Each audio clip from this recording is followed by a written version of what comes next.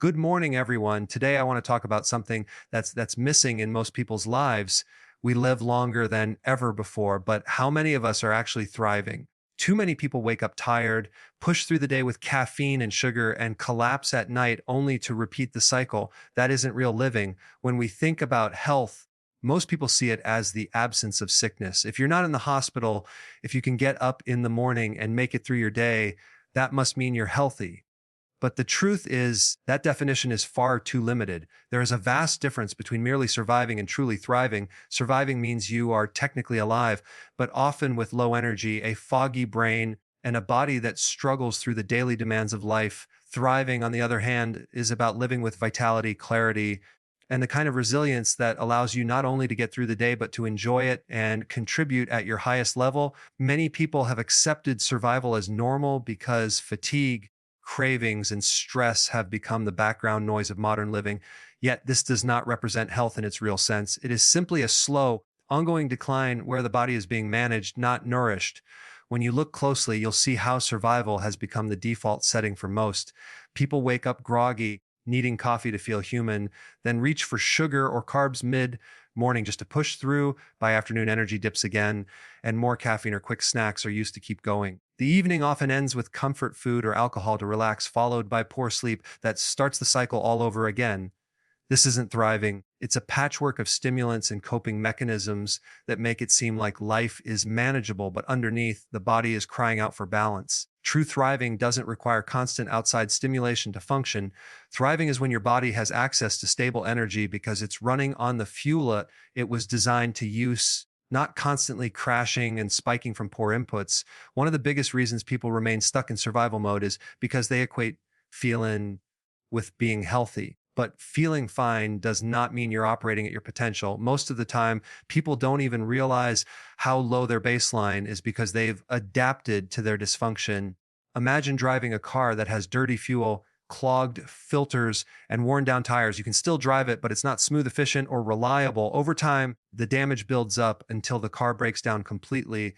That's what surviving looks like in the body: slow wear and tear without obvious signs until something serious develops. Thriving, however, is like maintaining that car with the right fuel, clean oil, and good parts. It doesn't just keep running, it runs smoothly, reliably, and efficiently. Another aspect of survival is how it robs you of presence and joy.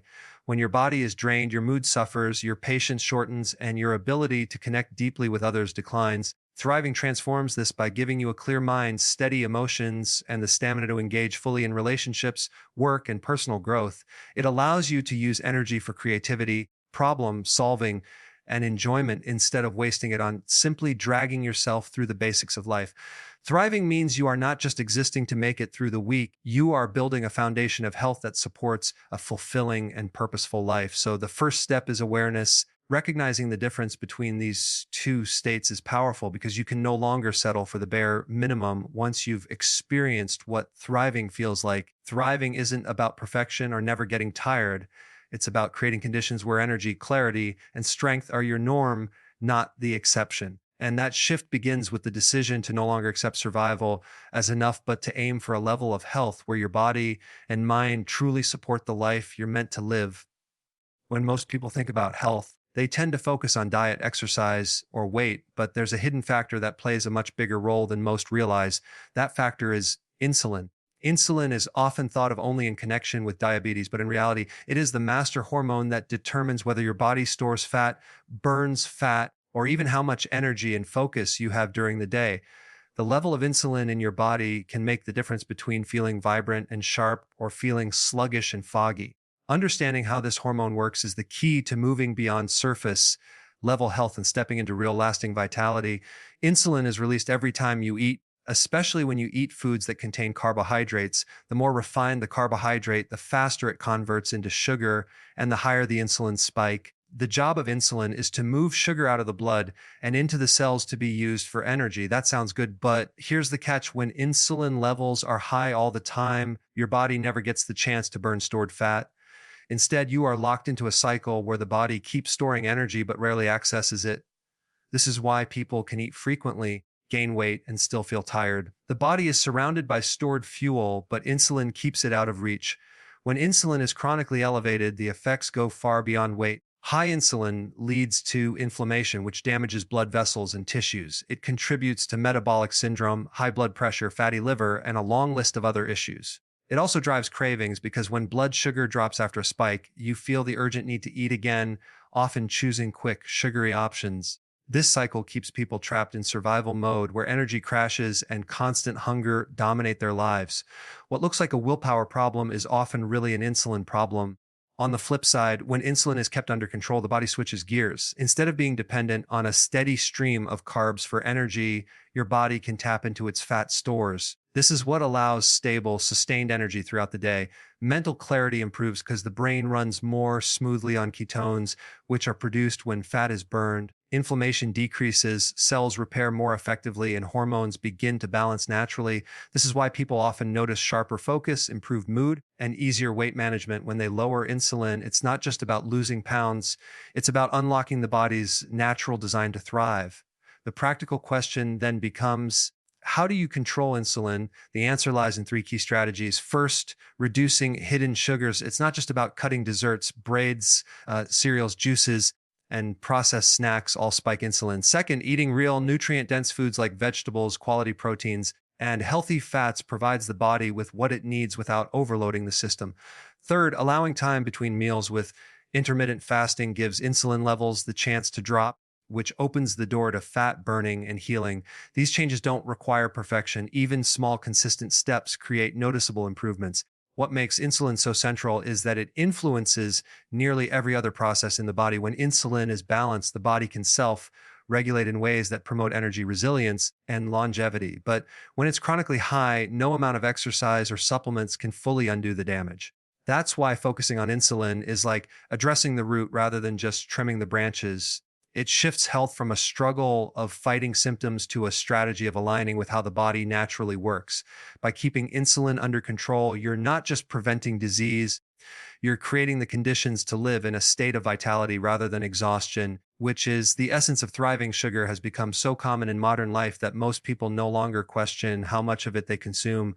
It's in obvious places like desserts, candy, and soda, but the real problem lies in the hidden sources that sneak into foods many people consider healthy. Breads, cereals, fruit juices, flavored yogurts, sauces, and even so-called energy bars often contain large amounts of sugar.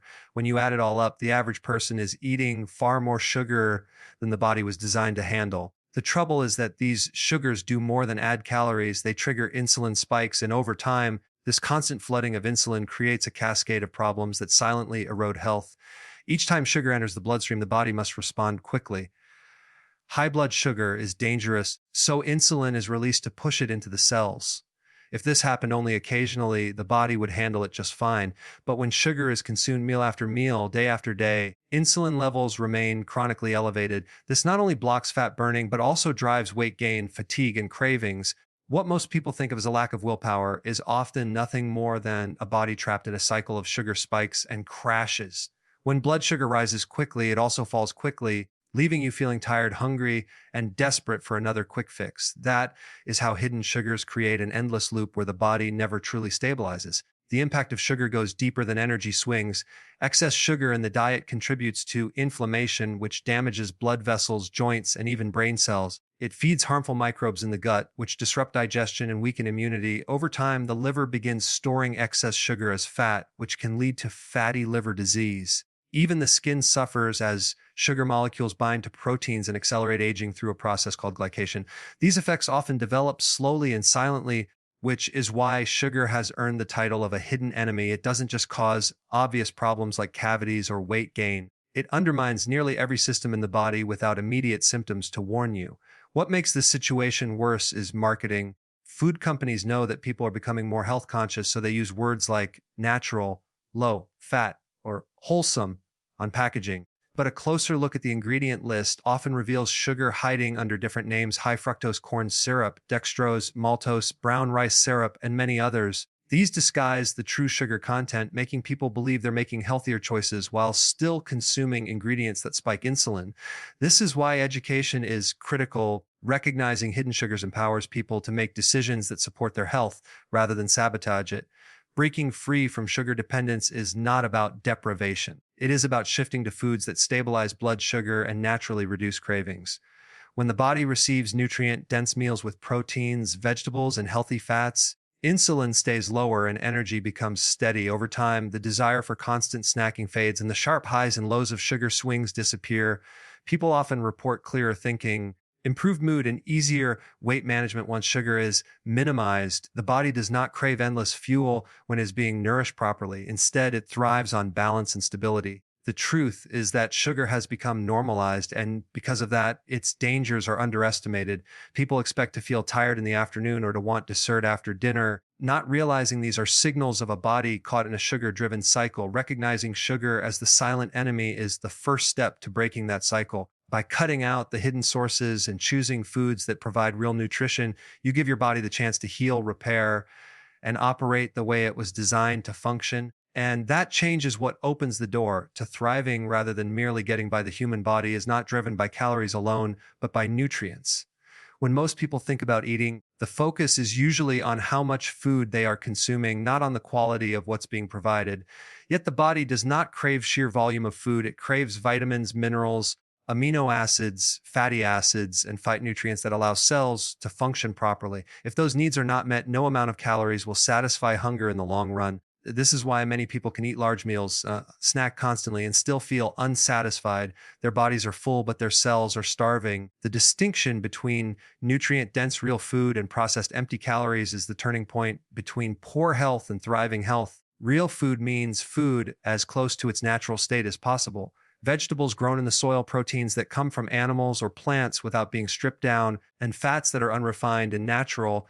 These foods contain concentrated amounts of the raw materials your body requires to repair tissue, produce hormones, and generate energy at the cellular level. Compare that to a bag of chips or a sweetened breakfast cereal, which might provide calories but very few usable nutrients. The result of eating processed food is that the body demands more and more in an attempt to fill the nutritional gap, creating cravings that never seem to end. People interpret this as a weak will or a fast metabolism, but is often the body's way of signaling nutrient deficiency. Vegetables, for example, are packed with potassium, magnesium, and trace minerals that keep the nervous system balanced and support muscle function. They also contain fiber that stabilizes blood sugar and feeds the good bacteria in the gut. Healthy proteins deliver amino acids that build up, repair tissues, and form the enzymes that drive every reaction in the body. Healthy fats, such as those from avocados, olive oil, or fatty fish, supply omega-3s that reduce inflammation and support the brain. When these foods make up the core of a diet, the body receives a steady supply of the essentials it needs. This lowers cravings, stabilizes mood, and creates a foundation of true health. One of the main mistakes in modern eating is chasing low-calorie or low-fat products that look healthy on the surface but are stripped of nutrition. Removing fat from foods often means adding sugar to make them taste better, which further drives insulin problems. Calorie counting without paying attention to nutrient quality creates a cycle where the body may lose a little weight temporarily but remains deprived, often leading to rebound hunger and fatigue. Nutrient-dense foods, however, naturally regulate appetite. When the body gets what it needs, it doesn't scream for more. Satiety is a built-in mechanism of health that only works when nutrition, not just calories, is provided. Another overlooked point is that nutrient-dense eating reduces stress on the body. Poor quality food forces the liver, pancreas, and digestive system to work harder while producing very little usable return. Over time, this weakens the system and contributes to chronic conditions. In contrast, real foods provide what the body can absorb and use efficiently, reducing the workload on organs and freeing up energy for repair and regeneration. People often notice improved skin, stronger nails, better sleep, and sharper focus simply from nourishing themselves with better quality food. The principle is simple. When you eat real food, you are supplying your body with the building blocks of life. When you eat processed food, you are asking the body to function on empty fuel. One path leads to constant hunger, weight gain, and fatigue. The other leads to stability, energy, and vitality. By choosing nutrient-dense meals made from vegetables, proteins, and healthy fats, the body is no longer trapped in a cycle of cravings. Instead, it reaches a state where hunger aligns with true need, energy becomes steady, and the possibility of thriving rather than surviving becomes real. Fasting is one of the most natural and powerful tools for health. Yet in modern culture, it has been misunderstood as deprivation. Many people associate it with extreme dieting or going without food in a way that feels punishing. In reality, intermittent fasting is the opposite of starvation. It is about giving the body something it rarely gets in today's world: time to rest, repair, and reset. For most of human history, Food was not available around the clock. Our bodies adapted to cycles of eating and fasting, which allowed them to use stored energy, clean up damaged cells, and maintain balance. The constant grazing and snacking that has become normal today is a recent development, and it keeps insulin elevated, blocks fat burning, and exhausts the body's systems. When you eat 3 meals a day, plus snacks in between, your digestive system is constantly at work. Insulin levels remain high, which means fat burning is shut off. The body becomes dependent on a constant inflow of carbohydrates for energy, creating the roller coaster of blood sugar spikes and crashes. This pattern leads to cravings, fatigue, and the inability to go more than a few hours without food. Intermittent fasting interrupts this cycle by extending the gaps between meals, lowering insulin, and allowing the body to switch fuel sources. Once insulin drops, the body begins tapping into stored fat for energy. This process produces ketones, which not only provide a steady, clean source of energy, but also have benefits for the brain, such as improved focus and protection against cognitive decline. Another important effect of fasting is autophagy, the body's built-in recycling system. When you fast, the body begins breaking down old damaged proteins and cells, clearing out what is no longer useful. This process supports longevity, reduces inflammation, and strengthens the immune system. It's like spring cleaning for the body at the cellular level. Without periods of fasting, damaged components accumulate, contributing to premature aging and disease. Giving your body the space to trigger autophagy is one of the most profound ways to promote true health. People are often surprised that fasting gets easier with time. In the beginning, hunger may feel strong because the body is used to constant feeding. But once insulin stabilizes and fat burning kicks and appetite becomes more balanced, many find that skipping breakfast, for example, leads to more energy in the morning, not less. The body is not distracted by digestion and instead focuses resources on mental clarity and productivity. Over time, eating windows can be adjusted naturally, whether that means 2 meals a day or even just 1 meal some days. It's not about rigid rules, but about finding a rhythm that allows the body to heal and function more efficiently. Intermittent fasting also simplifies life. Instead of planning for constant meals and snacks, you eat fewer times but with more intention. Meals can be larger and more satisfying, focusing on nutrient-dense foods that truly nourish the body. This not only improves health, but also saves time, reduces stress, and often cuts costs. It's a lifestyle that works with the body rather than against it. The benefits of fasting go beyond the physical. Many people notice improvements in mental and emotional well-being. Mood swings caused by sugar crashes diminish, and a sense of calm focus emerges. There's also a psychological freedom in realizing you don't need to be tethered to food every few hours. This sense of control can spill over into other areas of life, building confidence and resilience. Intermittent fasting is not about restriction, but about alignment with how the body was designed to function. By spacing out meals and giving the system breaks, you lower insulin, burn fat, trigger repair processes, and unlock energy that grazing all day never provides. It is one of the simplest yet most effective ways to move from surviving to thriving. Most people have been taught to think about health only when something goes wrong. A symptom appears, discomfort sets in, or a diagnosis is made, and the immediate response is to manage it with a pill, a treatment, or a quick fix. This approach is reactive, not proactive. It focuses on covering up problems rather than addressing the root causes.